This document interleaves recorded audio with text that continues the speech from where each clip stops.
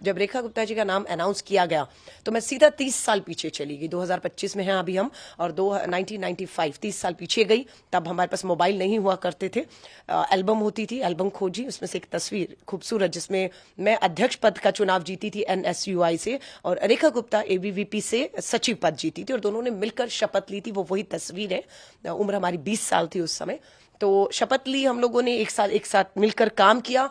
Ideological लड़ाई उसके साथ थी, है और रहेगी, उस समय भी होती थी। वो अखिल भारतीय विद्यार्थी परिषद से तीनों जीते थे, मैं अकेली अध्यक्ष जीती थी। तो RSS के लोगों को लाना, लेक्चर करवाना उस विचारधारा को जिसका हम बिल्कुल विरोध में खड़े रहते हैं, खड़े हैं। हम गांधीयन को, आइडियोलॉजी के लोगों को लाकर हमारे अपना लड़ाई जो है एक संघर्ष रहता था। लेकिन मुद्दों पर जब बात आती थी तो रेखा और मैं एक अंडरस्टैंडिंग होती थी कि दिल्ली के मुख्यमंत्री मदन लाल खुराना जी हैं और देश के प्रधानमंत्री कांग्रेस से PV नरसिम्हा राव जी थे, तो सेंट्रल यूनिवर्सिटी है तो मिलकर करते हैं। तो हमने मिलकर काम भी किए। साल बहुत नहीं होता है, हमें अपनी कैंपस, मैं खुद साइंस स्टूडेंट थी, अपनी लेबोरेटरी लैब से फुर्सत नहीं मिलती थी, फिर एक साल में बहुत कुछ करना था। लेकिन ये कि हम कर पाए। रेखा उस समय भी बहुत एग्रेसिव थी, क्योंकि वही RSS ABVP वाला एग्रेशन जो हमने पार्षद के तौर पर, उनका एक वीडियो मेरे सामने सुबह आया, क्योंकि वो जब पार्षद रही तो मैं कभी पार्षद नहीं रही, तो एक हाउस में हमें बैठने का मौका दोबारा नहीं मिला।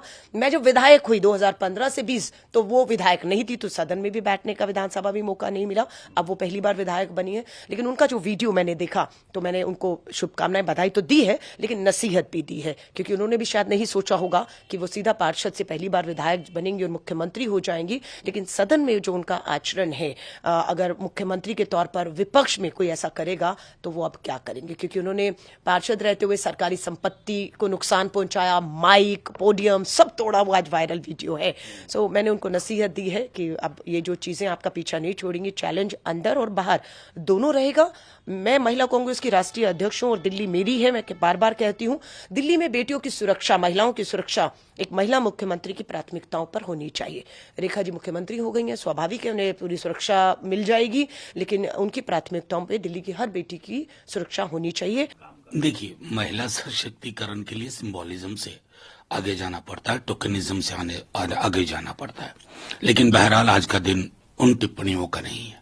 उनको बहुत बहुत शुभकामनाएं। पहली बार विधायिका बनी और उसी बार CM बनी है।